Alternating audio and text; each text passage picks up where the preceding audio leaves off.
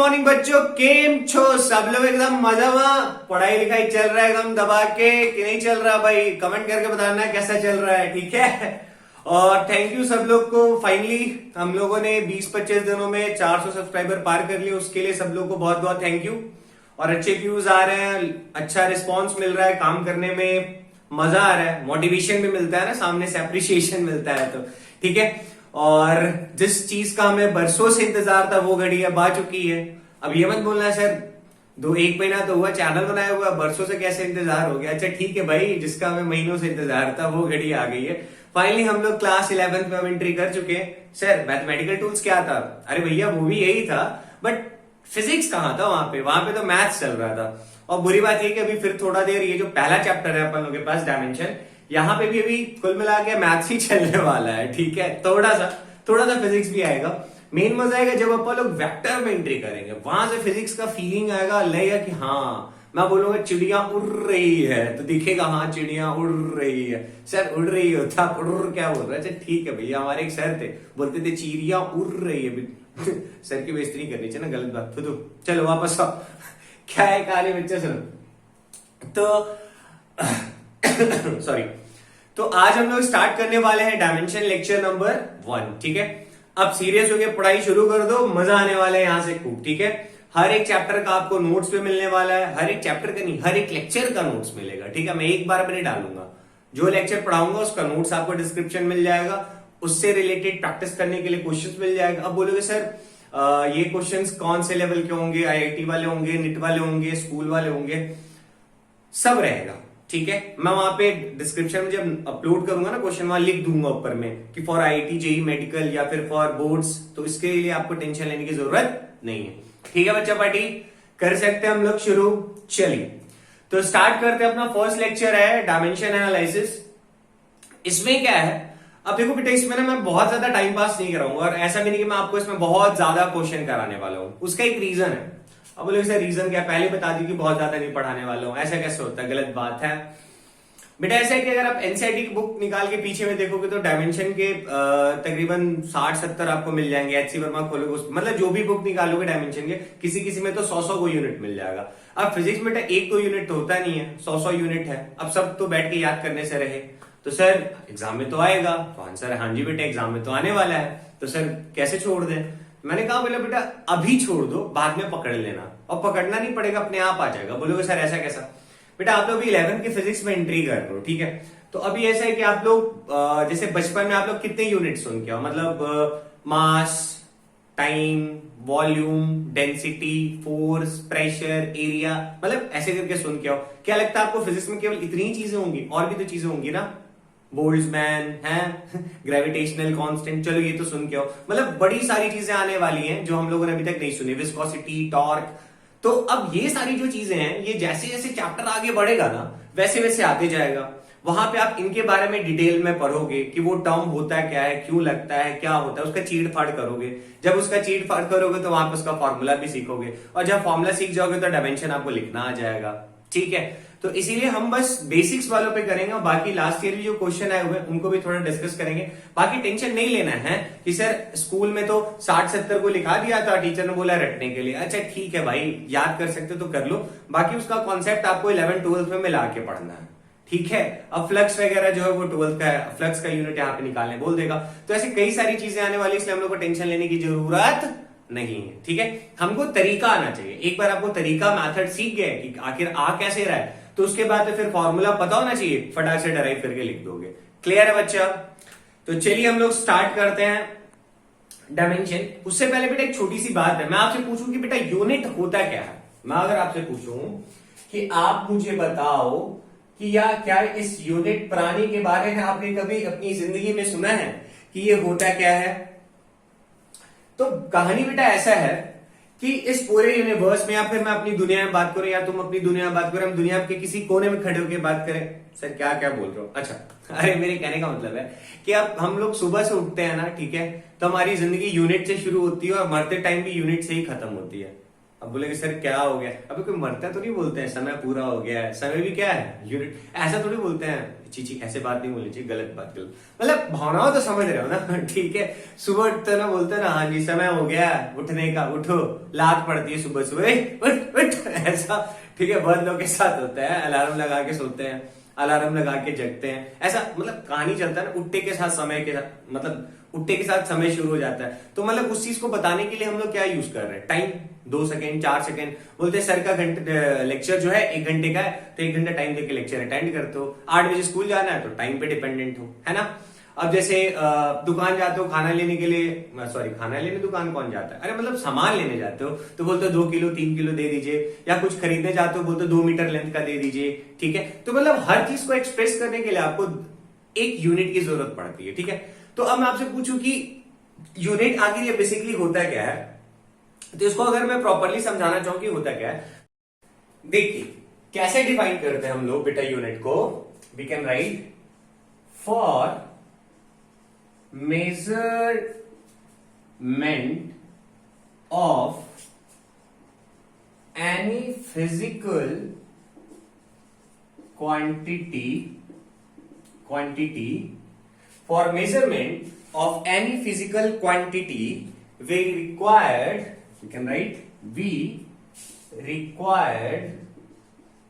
some standard reference, ठीक है। For measurement of any physical quantity we required some standard reference, ठीक है। इसी रेफरेंस को बेटा हम लोग क्या बोलते हैं, यूनिट। नहीं समझ में आया डेफिनेशन से बेटा, मेरा कहने का ये मतलब है कि आप किसी भी क्वांटिटी को अगर मेजरमेंट करना चाहते हो, उसको मापना चाहते हो कि वो कितना है, बड़ा है, छोटा है, कम है, ज्यादा है, जो भी है, लंबा है, मतलब कुछ भी हो, तो उसको मेजर करने के लिए आपको हमेशा एक रेफरेंस पॉइंट की जरूरत पड़ेगी। उसी रेफरेंस पॉइंट को हम लोग यूनिट बोलते हैं, दैट्स ऑल, ठीक है। जैसे सिंपल भाषा में बेटा मैं अपना वेट को किस में नापता हूं, फोर्स, मतलब वेट एक्चुअल में फिजिक्स के टर्म में तो फोर्स होता है, न्यूटन में नापते हैं, ठीक है। प्रेशर को पास्कल में, फोर्स को न्यूटन में, फिर से क्वांटिटी को मास में, लेंथ को मीटर में, मतलब ऐसे है ना क्वांटिटीज कि मतलब हर चीज को एक्सप्रेस करने के लिए, सॉरी मतलब किसी भी यूनिट को मेजर करने के लिए हम लोग को एक स्टैंडर्ड रेफरेंस का जरूरत पड़ता है, that is known as unit. Clear है बेटा। अब जो ये यूनिट है, ठीक है, अब इस यूनिट को हम लोग 2 कैटेगरी में बांटते हैं, ठीक है। इस यूनिट को हम लोग 2 कैटेगरी में बांटते हैं, ठीक है। वन इज फंडामेंटल, ठीक है, and other one is derived, ठीक है। One is fundamental and other one is derived, ठीक है। अब बात होती है कि सर फंडामेंटल किसको बोलते हैं, डिराइव्ड किसको बोलते हैं। बेटा फंडामेंटल ऐसी क्वांटिटीज होती है, मतलब ये फंडामेंटल है, मतलब ऐसा बचा कि मतलब आप इसको और किसी के टर्म में, किसी का हेल्प लेके इसको एक्सप्रेस नहीं कर सकते, ये यूनिक है, ये अपने आप में यूनिक है। और बाकी जितने भी चीजें होंगी वो इनसे बनी हुई होंगी, तो जो बनी हुई होती है उनको डिराइव्ड बोलते हैं, और जो यूनिक अपने आप में उसको हम लोग फंडामेंटल बोलते हैं। जैसे बेसिकली अपन लोग के पास 7 फंडामेंटल क्वांटिटीज है, या 7 फंडामेंटल यूनिट्स होते हैं, 7, ठीक है। और सर डिराइव्ड वाले कितने होते हैं, अनलिमिटेड ठीक है। मतलब आप बनाते जाओ। जैसे फॉर एग्जाम्पल मैं बोलूं खेतों से क्या मिलता है, सर चावल इज योर फंडामेंटल है, चावल तो अपना फंडामेंटल हो गया, ठीक है भैया एकदम। अब मैं बोलूं कि चावल से क्या क्या बन सकता है, सर बहुत सारा चीज बन सकता है, हर स्टेट में अलग अलग वैरायटी की चीजें बन सकती है। चावल से हम लोग संघाई बना सकते हैं, फ्राइड राइस बना सकते हैं, और भी बहुत सारे आइटम होंगे, कुलचे वुलचे बन जाते हैं, मतलब बड़ी सारी चीजें हैं। अब गेहूं है तो गेहूं से सर ब्रेड भी बनता है, फिर से नान भी बनता है, मतलब समझ रहे हो ना, varieties of items are there. तो मतलब एक तो फंडामेंटल हो गया, बाकी उससे जितनी चीजें बनती सब डेराइव्ड है। बात समझ में आई। तो फंडामेंटल और डेराइव्ड में डिफरेंस समझ में आया। फंडामेंटल जो अकेला है, अब बाकी जो डेराइव्ड होगा सब इसी से यूज करके बना हुआ होगा। अब बोले सर केवल इसी से थोड़ी बनता, और भी चीजें आती है।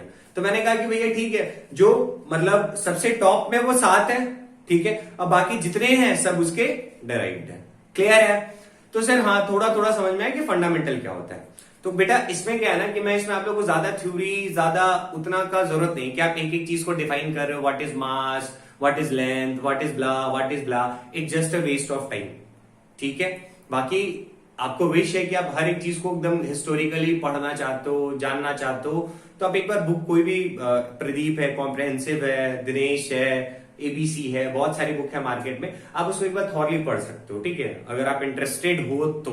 ठीक, मैं उसकी हिस्ट्री और बैकग्राउंड में नहीं जाने वाला, मैं आपको नहीं ऐसा कुछ बताने वाला कि 1 केजी मास 1 केजी क्यों होता है, तो फ्रांस में उसको रखा गया है प्लेटिनम का लेके 1 मीटर के लिए, मतलब बहुत सारी कहानी, सबके पीछे एक हिस्टोरिकल बैकग्राउंड है, तो उसमें हमें जाने की जरूरत नहीं, क्योंकि उसमें फिजिक्स को भी यहाँ पे अप्लाई करने में हम लोग को कोई हेल्पफुल नहीं मिलने वाला है। ठीक है, तो मैं थोड़ा सा चीजों को फास्ट करूंगा। ठीक, तो यहाँ पे जो अपन लोग एक काम का है मैं सिर्फ वही पढ़ाऊंगा। ठीक है ना, अब ये मत बोला सर आपने तो ये हिस्ट्री बताया नहीं, तो भैया हिस्ट्री वहां से पढ़ लेना, अंग्रेजी आती होगी ना इतनी। चलो इसको थोड़ा सा बेटा लिखो हल्का हल्का। तो फंडामेंटल क्वांटिटीज अपने पास कितने बेटा 7, और जो डिराइव्ड है वो है अनलिमिटेड। क्लियर है? अच्छा लिख लिया। अब सुनो बच्चा क्या है, हम सीधा अपने टॉपिक पे आते हैं। बाकी मैंने जो नोट्स दिए हैं आप लोगों को डिस्क्रिप्शन में, उसके एक बार देख लीजिए, उसमें मैंने थोड़ी थोड़ी चीजें मेंशन कर दी है जो काम का नहीं है। हाँ अरे मतलब न्यूमेरिकल लगाने में काम का नहीं है, फिजिक्स का तो मतलब ही होता है न्यूमेरिकल लगाइए। ठीक है, चलिए तो मैं अपना चैप्टर स्टार्ट करता हूं कि अपने पास बेटा सिस्टम ऑफ यूनिट में बेसिकली आपके जो सिलेबस में है, मतलब मैं अभी लिखने वाला हूं सिस्टम ऑफ यूनिट्स। ठीक है, कई सिस्टम है, तो कुछ कुछ फेमस है और जो हमें जानना चाहिए, उसमें से बेटा मुझे जो इंपॉर्टेंट लगता है और जो बुक को इंपॉर्टेंट लगता है वो एक सीजीएस और एक है एसआई। सबसे ज्यादा अपन लोग पढ़ने वाले एसआई सिस्टम को। ठीक है, एसआई यूनिट्स को। होता क्या बच्चा कि मान लो हर एक कंट्री ने अपना अपने एक जुगाड़ बनाया। जुगाड़ मतलब कि हम वजन को ऐसे नापेंगे, लेंथ को ऐसे नापेंगे, फिर से वॉल्यूम को ऐसे नापेंगे, मतलब समझो जैसे एरिया के लिए इंडिया ने लिया मीटर स्क्वायर और अमेरिका ने बोल दिया ट्रम्प स्क्वायर। तो गड़बड़ नहीं हो जाएगा? अब मान लो सर ट्रम्प स्क्वायर क्या हो जाएगा? अरे मतलब हर जगह का भाषा अलग है ना, तो सब कोई अपना अपना यूनिट बनाने लग पड़ेगा, तो कभी बिजनेस हो पाएगा क्या? एक कंट्री दूसरे कंट्री से कर पाएगा? कंट्री की बात तो ज्यादा होगी यार। हम अगर अपने यहाँ बात करें, ठीक है, तो जैसे पंजाब वगैरह में जमीन को मल्ला में शायद बोलते हैं, मुझे याद नहीं आ रहा। कहीं पे किला, 2 किला जमीन चाहिए, 3 किला चाहिए, कहीं पे कट्ठा बोलते हैं, कहीं पे बिगहा बोलते हैं, कहीं पे एकड़ बोलते हैं। तो हर जगह की अपनी नेटिव लैंग्वेज है, वो उस हिसाब से उस जगह को एक्सप्रेस करता है। ठीक है, बट ऐसे बिजनेस तो नहीं हो पाएगा ना। हम लोग को एक चाहिए था ऐसा यूनिट ऑफ सिस्टम कि मतलब इंडिया में भी वैलिड हो, अमेरिका में भी वैलिड। अब ऐसा थोड़ी है, मान लो हमने यहाँ टाइम को सेकंड में देखते हैं, घड़ी का गाइड ऐसे आगे बढ़ता है, हम बोलते 1 सेकंड हो गया। ठीक है, मान लो ऐसा लेते हैं। अब अमेरिका वाला घड़ी कुछ और दिखाए, वो बोलेगा नहीं हम ऐसे वाले को सेकंड नहीं बोलेंगे, एक राहुल बोल दें या एक अमेरिकन बोल दें, तो भैया किसको पता चलेगा? यहां से मान लो प्लेन उड़ा के पहुंचा, वहां लैंड करने वाला है। ठीक है, मान लो यहाँ पे डिस्टेंस को मीटर में बोला जाता था, वहां पे वो बोल रहे कि भैया 2 मीटर की जगह कुछ और बोल दे, 2 ट्रम्प पे लैंड कर दीजिए। अब बेचारा यहाँ का पायलट कंफ्यूज किया, 2 ट्रम्प क्या होता हमको तो पता ही नहीं है। ठीक है, तो ये सारी प्रॉब्लम्स को दूर करने के लिए बोला गया कि भैया एक इंटरनेशनल सिस्टम होना चाहिए कि हर देश में यहाँ पे अगर 1 मीटर इतना होता है तो अमेरिका में भी इतना रहे, फ्रांस में भी इतना रहे, यूएसए में, मतलब हर जगह उतना ही रहना चाहिए। क्लियर है? ताकि सबको एक दूसरे के साथ बिजनेस करने में या कोई चीज मेजरमेंट बताने में किसी को दिक्कत ना आए। क्लियर है? तो भले भाषा अलग अलग होगा लेकिन हर जगह यूनिट्स सेम ही चलता है। ये हो गया अपना एसआई यूनिट। ठीक है, एक है बेटा अपन लोग के पास सीजीएस सिस्टम। ठीक है, सीजीएस में वही आपका जो लेंथ होता है उसको सेंटीमीटर में, जो वजन होता है ग्राम में, टाइम सेकेंड में। ठीक है, और एक हो जाएगा अपने पास एसआई।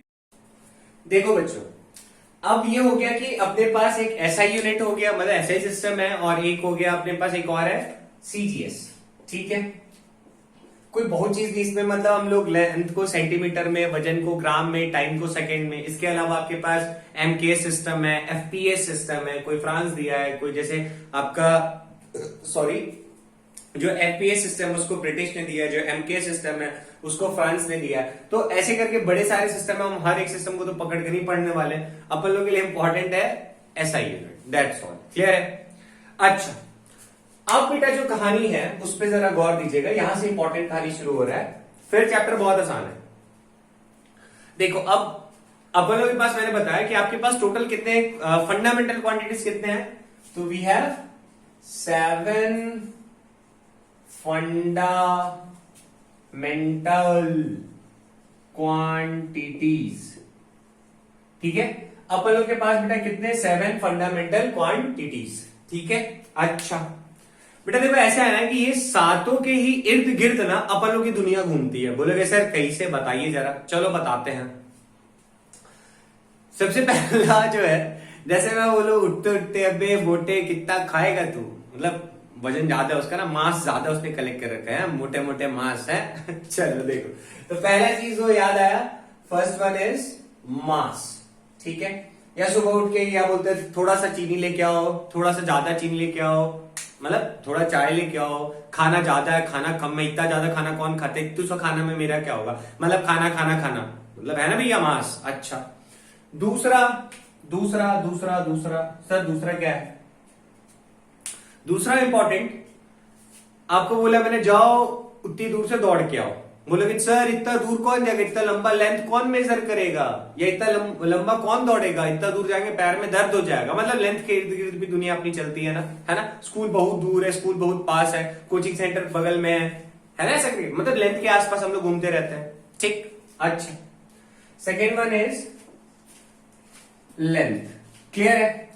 तीसरा भी बहुत इंपॉर्टेंट है। बड़े कहते हैं ना समय का सदुपयोग करो, नहीं तो फिर समय आपको कहीं का नहीं छोड़ेगा, है ना, ऐसा सच में ऐसा है ना, थोड़ा समय का सदुपयोग करें। ठीक है, सुबह लात मार के उठाया जाते हैं, 5 बजे से अलार्म लगा रखा, अभी तक उठा नहीं, पूरा घर उठ गया है। टाइम का है ना महत्व क्या, मतलब टाइम के इर्द घूमता है ना। अबे टाइम देख के खाने जाते हो ना, सोने जाते हो, फोन चलाते हो, है ऐसा होता है ना। अच्छा मास हो गया, लेंथ हो गया सर, थर्ड समझ में आ गया, थर्ड अपन लोग के पास आ गया टाइम। ठीक, अच्छा उसके बाद है बेटा अपन लोग के पास फोर्थ, मास लाइन टाइम के इर्द गिर्द तो जिंदगी अपनी चल रही है, ये तो समझ में आता है।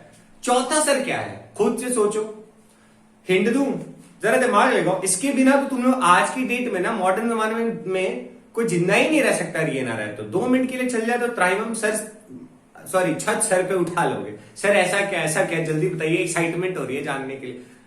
करंट, सर करंट से कैसे, अबे लाइट नहीं आएगा, फोन नहीं चार्ज होगा तो घर सर पे उठा लोगे नहीं यार, लाइट होता तो कम से कम फोन तो चला लेते हैं, लाइट होता तो कम से कम पंखा तो लगता है, लाइट होता तो बल्ब जला के पढ़ तो लेते, लाइट के इर्द गिर्द तो इतना घूमता रहता। मतलब फोर्थ वन इज करंट। ठीक है बच्चा, इसको हम लोग एम्पियर मेजर करते हैं, मास के लिए स्टैंडर्ड किलोग्राम, लेंथ के लिए बेटा स्टैंडर्ड मीटर, टाइम के लिए सेकेंड। क्लियर है। फिफ्थ बेटा, फिफ्थ जो है, फिफ्थ भी बड़ा इंपॉर्टेंट है। कैसे इसके इर्द गिर्द कैसे घूमता है। सुबह सुबह सर गरम चाय चाहिए, मम्मी गरम चाय लेके आओ ना, है ठंडा चाय ला के दे देती हूँ, है पापा गरम आइसक्रीम चाहिए मुझे, बेटा गरम आइसक्रीम कहाँ से लेके आए। अरे मतलब मेरे कहने में ठंडा आइसक्रीम मांगते हो तो बोलते ना गरम ठंडा, आज बहुत गर्मी है, टेम्परेचर बहुत बढ़ गया है। अरे ऐसा रिएक्शन होता है ना, मतलब टेम्परेचर के भी इर्द गिर्द हम लोग घूमते रहते हैं, है ना। तो अपन लोग के पास जो फिफ्थ क्वांटिटी आ रहा है दैट इज टेम्परेचर। इसको हम लोग मेजर करते हैं ऐसा यूनिट में, केल्विन में बेटा, किसमें, केल्विन में। क्लियर है। अच्छा टेम्परेचर भी समझ में आया।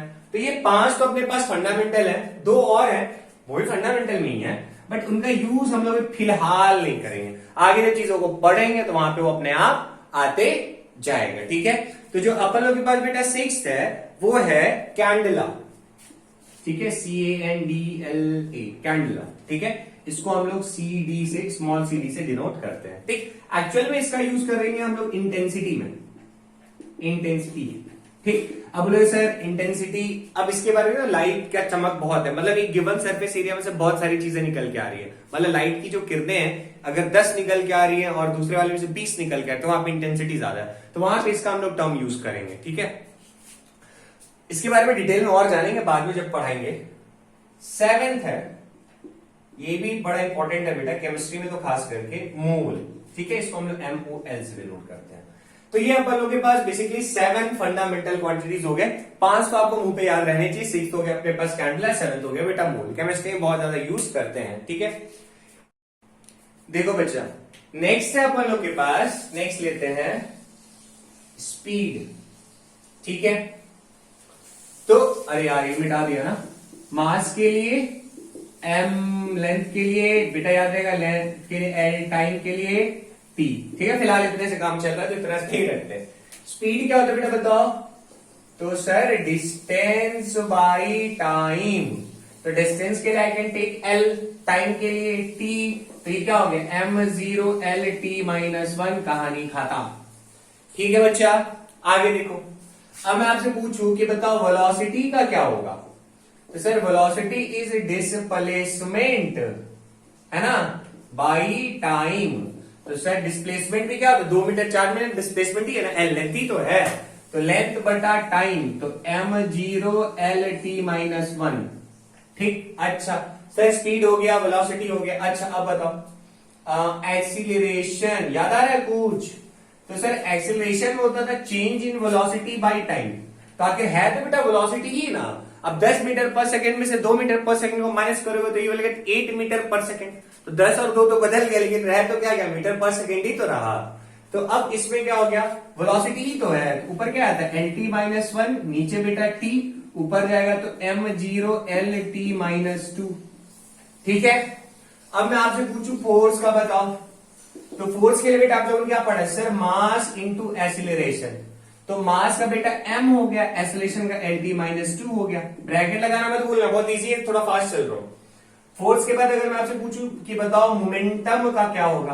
तो सर मोमेंटम था मास इंटू वेलोसिटी। याद आ रहा है, किसी कोई बॉडी अगर दौड़ रहा है और उसके पास वेलोसिटी भी है, इसका मतलब उसके पास भी मोमेंटम है। अबे किसी को कंटाप मारते तो हाथ पीछे करके मारते ना, काहेला?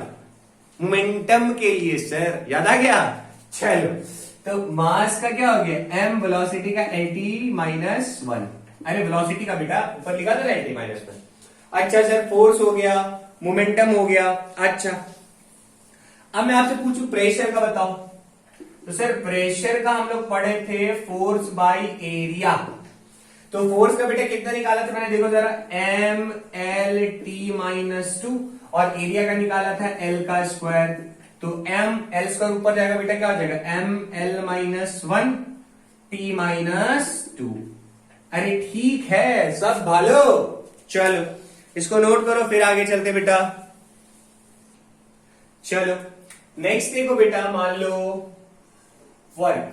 ठीक है, अब देखो ऐसा कि मैं ऐसे करके बहुत सारे फॉर्मूला लिखते जाऊंगा, सबका डायमेंशन फॉर्मूला लिखना सिखाते जाऊंगा। ठीक है, अब ऐसे करके मैं 100 को तो बोर्ड पे नहीं लिखूंगा, ये तुमको भी पता है। ठीक है, तो मैं बस तरीका सिखा रहा हूं, बाकी करना तुमको खुद सही है। ठीक, अब बहुत सारे क्वांटिटी ऐसे हैं जिसके बारे में आपने सुना नहीं है, तो फिलहाल के लिए मैं फॉर्मूला शीट वीडियो के बीच में ही डाल दूंगा, आप एक बार देख लेना उसको। ठीक है, लास्ट में एंड में डाल दूंगा, उसको एक बार देख लीजिएगा।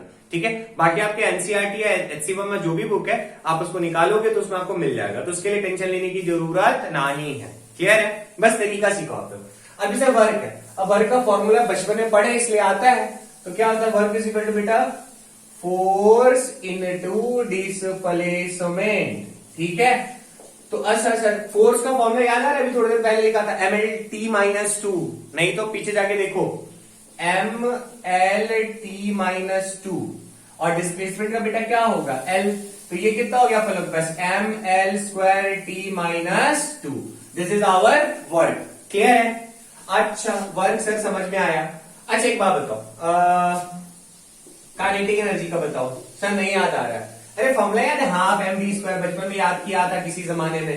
देखो सेम आएगा, क्या है देखो देखो, हाफ 1/2 से कोई लेना देना नहीं है। ठीक है, मास का बेटा क्या होगा m, अरे कांस्टेंट से कोई लेना देना नहीं है, हम लोगों को यूनिट से मतलब होता है। ठीक है, तो m हो गया अपन के पास, और वेलोसिटी का क्या होता है बोलो L T minus, sorry half M V square ना, तो वेलोसिटी कितना होता है एल टी माइनस 1, और इधर पे क्या कर दिया बेटा स्क्वायर, तो ये क्या हो गया M L square T minus 2। क्लियर है?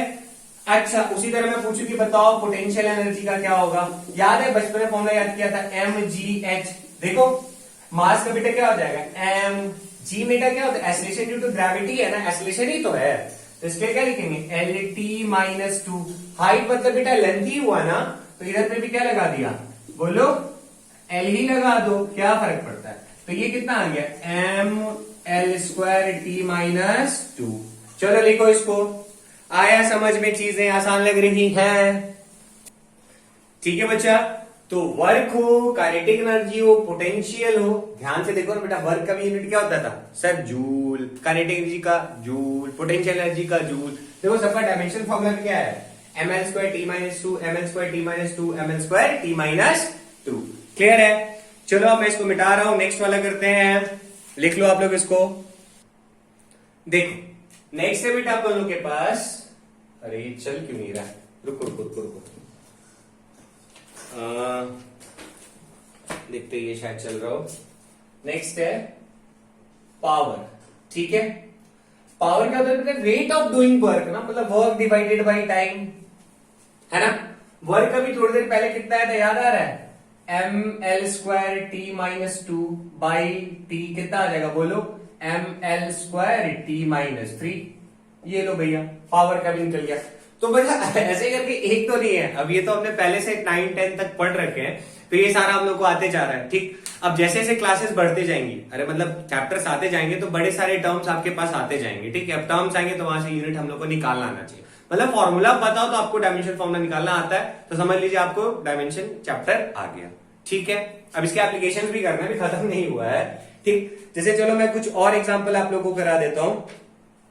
For example impulse. अब जैसे ये आपने नहीं पढ़ा होगा, ठीक है यार, ये मार्कर क्यों गरीब हो गया है?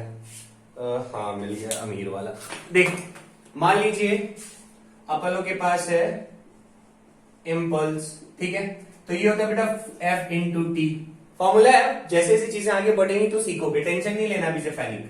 अब टीचर एक बार में दे देगा 200 याद करने के लिए, मत करना यार, छोड़ देना, धीरे धीरे अपने आप आ जाएगा। जो इंपॉर्टेंट होंगे वो मैं बोर्ड पे करा ही दे रहा हूं, जो मेरे ख्याल से आपको याद रहने चाहिए। फोर्स का m l t माइनस 2 याद होना चाहिए बेटा, जैसे मेरे को याद है। टाइम के लिए तो t ही लेंगे, तो m l t माइनस 1 लो। ठीक है बच्चा, ये अपन लोग के पास आ गया इम्पल्स का। इसी तरह देखो जो आपने पहले भी पढ़ा है, मान लो मैं आपसे पूछूं ग्रेविटेशनल कांस्टेंट जी, याद आ रहा है? इसका यूनिट डायमेंशन निकालिए कि क्या होगा। तो फॉर्मूला क्या था अपन लोग के पास, याद है? F is equal to G m1 m2 upon R square, ऐसा कुछ याद आ रहा है? अब क्या मुझे चाहिए इसका डायमेंशन फॉर्मूला, कैसे निकाले? तो फोर्स का बेटा क्या होता है? m l t minus 2। मास के लिए क्या ले लें? m, एक और मास है तो m का स्क्वायर कर दो बिना कोई टेंशन के। आर स्क्वायर मतलब बेटा लेंथ का स्क्वायर, तो इधर में अपन लोग क्या कर दिए? l का स्क्वायर। ठीक है ना, कोई टेंशन वाली बात नहीं है ना, सिंपल है। अब सर क्या करें? l को इधर भेज दो, m को इधर भेज दो। थोड़ा सा मैथ्स आता होगा तो देखना ये m माइनस 1 आ जाएगा, ये l का क्यूब आ जाएगा, ये t माइनस 2 आ जाएगा। तो ये अपन लोग के पास डायमेंशनल फॉर्मूला किसका निकल गया? कैपिटल G का। ठीक है, उसी तरह अगर थोड़ा सा और देखा जाए, इसको नोट करो, पाउस करके नोट कर लिया करो। देखो बच्चों, इसी तरह अगर मान लो मैं आपसे पूछूं स्ट्रेस का, अब देखो आपने सुना नहीं है सारी चीजें, नहीं चैप्टर अभी हम लोग के पास, अभी जो मैं करा रहा हूं आप लोग का सेकंड बुक का जो फर्स्ट चैप्टर है प्रॉपर्टीज ऑफ सॉलिड, ठीक है, उसमें हम लोग को पढ़ना है बल्क मॉडुलस, यंग मॉडुलस। ठीक है, तो वहां पे चीजें आएंगी, स्ट्रेस स्ट्रेन सब आएगा, तो वहां पे आप उसके बारे में पढ़ लेंगे तो फॉर्मूला ऑटोमेटिकली याद हो जाता है। बट अभी थोड़ा थोड़ा देख लो, स्कूल में शायद एक आध नंबर में दे दे तो टेंशन आ जाए। ठीक, बाकी मेथड पता होना चाहिए। आप लास्ट ईयर का क्वेश्चन अगर आप देखोगे इस चैप्टर से रिलेटेड, तो वहां पे आपको मेथड पता होना चाहिए कि सॉल्व कैसे करना है। ठीक, बाकी आप लोग उस गिवन क्वांटिटी का फॉर्मूला देखने के लिए आप बुक का प्रेफरेंस ले सकते हो। ठीक है ना, अभी जो मैं डिस्क्रिप्शन में आपको क्वेश्चन दूंगा उसमें कई सारे जिसके बारे में आपने सुना भी नहीं है, तो बेटा अपनी बुक खोलना। ठीक है, एनसीईआरटी में भी पीछे दिया हुआ है, कोई भी फिजिक्स की बुक होगी उसमें यूनिट्स वाले चैप्टर में सबका फॉर्मूला लाइन से लिखा हुआ है, तो वहां जाके फॉर्मूला देख के डायमेंशन पुट कर देना और आंसर निकाल के बताना मुझे। ठीक है बच्चा, अब जैसे मान लो मैं कुछ और ले लेता हूं। फॉर एग्जाम्पल अगर मान लीजिए मेरे पास, मैंने क्या बोला? स्ट्रेस। ठीक है, स्ट्रेस होता है बेटा force acting per unit area. ठीक, अब मैंने आपको फॉर्मूला तो बता दिया कि स्ट्रेस का होता है फोर्स बाय एरिया, तो फोर्स का अब फॉर्मूला पता है तो डायमेंशन निकाल सकते हो। तो फोर्स का क्या था? M L T minus 2, sir area का एल स्क्वायर, तो ये हो गया M L minus 1 T minus 2, लो खत्म। ठीक है, अब जैसे स्ट्रेन होता है, इसी में पढ़ेंगे हम लोग स्ट्रेन। ठीक है, ये होता है बेटा change in configuration upon original configuration. तो बेटा आखिर कॉन्फ़िगरेशन दोनों का सेम मतलब एक्चुअल में ये रेशियो निकलता है एक ही क्वांटिटी का। ठीक है, जैसे लेंथ का चेंज बाय ओरिजिनल लेंथ, तो आखिर आया लेंथ ना, मतलब 2 मीटर था, चेंज होके 10 मीटर हो गया, तो 2/10 करेंगे तो 1/5, और वो तो कट जाएगा, एक्चुअल में रेशियो है ना, मान लो 2 मीटर बाई 10 मीटर कर रहे हो, ठीक है, तो mm कट गया, 1/5 आ गया, तो इसका तो कोई यूनिट आया नहीं ना, तो ऐसे वाले नो यूनिट्स, मतलब इनका कोई यूनिट ही नहीं होता है। Dimensionless quantity, you can say it is a dimensionless quantity.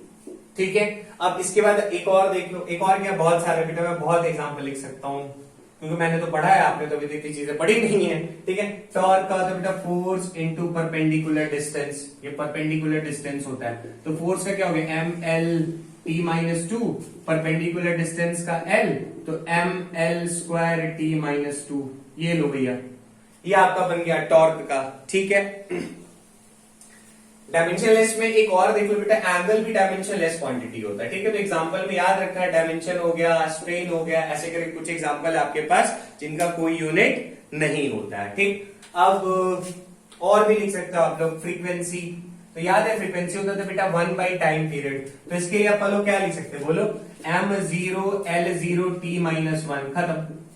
ठीक है, तो ऐसे करके बेटा बहुत फॉर्मूला आएंगे, मैं देखो कराते जाता हूं, आप लोग खुद बोर हो जाओगे थोड़ी देर में, मैं मिटा रहा हूं ना इसको। अच्छा, तो सर अभी तक आपने जितने क्वेश्चन कराए सब में तो एम एल और टी ही आया, बाकी तो कोई कुछ आया ही नहीं। ठीक है बेटा, जैसे जैसे चीजें आगे बढ़ेंगी अपने आप आते जाएगा।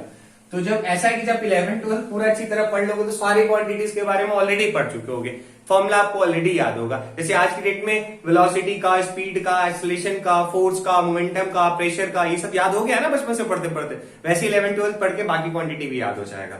ठीक है मेरे बच्चा लोग, ठीक, आगे बढ़ा जा सकता है। अब थोड़ा सा इधर वाला देखते हैं, मैं पूछूं चार्ज का बताइए, चल सर क्या पूछ रहे हो। अब चार्ज का कॉन्सेप्ट तो करेंट आपने 10 में पढ़ा था, I = Q/T फॉर्मूला, हाँ जी सर पढ़ा है। करंट के लिए बेटा क्या यूज करना है, A, मैंने Q का पूछा है ना, और टाइम के लिए क्या हो गया T, तो अपन लोग के पास क्या आ गया A × T, खत्म। इजी है कि नहीं। अच्छा मैं पूछूं पोटेंशियल का, पोटेंशियल का याद है फॉर्मूला क्या था, नहीं याद है, क्या था बेटा पोटेंशियल का, work done per unit charge, work done per unit charge, यही था ना, the amount of work done in bringing a unit positive charge from infinity to that point in an electric field without accelerating it is known as electric potential at that point. Sir क्या क्या बोले जा रहे हो, ठीक है बेटा 10th में आपने पढ़ा है, याद है तो बहुत अच्छा, नहीं याद है तो भी कोई दिक्कत नहीं है, फॉर्मूला ही होता था। ठीक है, जितना वर्क करना पड़ता था पर यूनिट चार्ज, तो वर्क का बेटा पोटेंशियल मतलब V इसका निकालना है, तो वर्क के लिए क्या था अपन लोग के पास ml2t-2, देख लो पीछे जाके, और चार्ज का कितना हो गया बेटा बोलो A × T, तो इसको जरा सॉल्व कर दो, तो ml2t-3 और ये रहा A। ठीक है बच्चा कि नहीं यहां तक। अब इसी तरह अगर मैं पूछूं कि रेजिस्टेंस का बताइए, अरे करते जाओगे यार कोई दिक्कत नहीं है, रेजिस्टेंस का, तो आप बोलोगे सर रेजिस्टेंस कहां पड़ा था, V = IR, तो R = क्या आ जाएगा V/I, तो अब बताओ मुझे V का बेटा भी निकाला क्या, ml2t-3A, तो छाप दो ml2t-3 और A, और I का क्या था बेटा अपने पास A × T, यहां कर दो A × T, देखो A से A गया चांद में, T ऊपर जाएगा तो रिजल्ट जो आएगा वो क्या आ जाएगा ml2, T ऊपर गया तो क्या हो गया -4, लो भैया ये भी बन गया। ठीक है, तो ऐसे करके हम लोग निकाल सकते हैं। यहां तक में कोई दिक्कत, कोई तो गुल्लफ हो तो बताइए, चीजें समझ में आ रही हैं कि नहीं, आगे बढ़ सकते हैं हम लोग। तो ये हो गया बेटा अपन लोग के पास कहानी कि इस तरीके से हम लोग निकालते हैं। जैसे मान लो एक और मैं देख लेता हूं, एक और दिखाता हूं, इसको मिटा रहा हूं ना, एक और देख लो, अरे जितना करोगे उतना कम है, तो फॉर्मूला आपको बस पता होना चाहिए, एक बार फॉर्मूला पता हो तो आप लोग अगर डायमेंशन फॉर्मूला उसका निकाल सकते हो तो समझो आपको ये आ चुका है। ठीक है, जैसे मैं मान लो बोलता कि कूलम्स लॉ आप लोग पढ़ोगे 12th में, वहां पे था F = K(Q1Q2)/R²। ठीक है, इलेक्ट्रिक कांस्टेंट बोल दो उसको, कोई दिक्कत नहीं है, कूलम्स कांस्टेंट के नाम से भी जानते हैं, मतलब ये K का डायमेंशन निकालना है। तो F का क्या हो जाएगा सर mlt-2 होता है फोर्स का, और ये चार्ज है ना, चार्ज का बेटा A × T निकाला था, यानी ये क्या हो जाएगा A²T², और डिस्टेंस का क्या हो जाएगा L², ये तो अपने पास की। ठीक, तो अब बताओ इसका क्या हो जाएगा, L² इधर आएगा तो क्या हो जाएगा बेटा ml का क्यूब टी का पावर -2 नीचे ए स्क्वायर टी का पावर 2। अब ये जाएगा टी तो बेटा टी का पावर -4 हो जाएगा ना, तो ml क्यूब टी का पावर -4 और a का पावर -2। ये लो भैया k का भी निकल गया डायमेंशन फॉर्मूला। तो कोई बड़ी चीज तो नहीं है, इजी था, समझ में आया।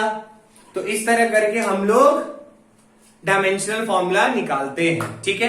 अब आपकी बुक में देखोगे तो 70, 80 को 100 को 150 जितना भी मिल जाए, अगर आपको फॉर्मूला पता है तो आप आसानी से उसका डायमेंशनल फॉर्मूला निकाल सकते हो, ठीक है। अब इसमें आता बेटा कहानी कि सर अब क्या करें हम लोग, तो डिस्क्रिप्शन में आपको क्वेश्चन दूंगा, ठीक है, उसको एक बार देखना और जब नेक्स्ट क्लास होगा तो सबसे पहले मैं उन सारे क्वेश्चंस को डिस्कस करूंगा, ठीक है ना। मतलब जो भी डिस्क्रिप्शन के क्वेश्चन देंगे उसको मैं नेक्स्ट लेक्चर में पहले कवर करूंगा, उसके बाद फिर आगे पढ़ाऊंगा। तो आपको टेंशन नहीं लेना है कि सर आप बस क्वेश्चन दे देते हो और सॉल्व तो करवाते नहीं हो, ठीक है ना बच्चा। तो जो बेसिक्स था आई थिंक आप लोगों को समझ में आया होगा। आगे हम लोग देखेंगे कि आखिर डायमेंशनल फॉर्मूला का हम लोग यूज क्या करते हैं। बेसिकली अपने सिलेबस में 3 यूजेस है, वो 3 यूजेस हम लोग को करना है। क्लियर है बच्चा? होपफुली मजा आया होगा, एकदम आसान लगा होगा, कोई भी चीज टफ नहीं लगी होगी, ठीक। तो अपना जो चैनल है साइंस कॉन्सेप्ट समझाएगा, इसको लाइक शेयर एंड सब्सक्राइब जरूर करिएगा और मजा बहुत आने वाला है अब आगे, ठीक है बच्चा। तब तक के लिए अपना ख्याल रखिए, बड़ों का ख्याल रखिए, जैसा मैं हमेशा कहता हूं। जय हिंद बच्चों।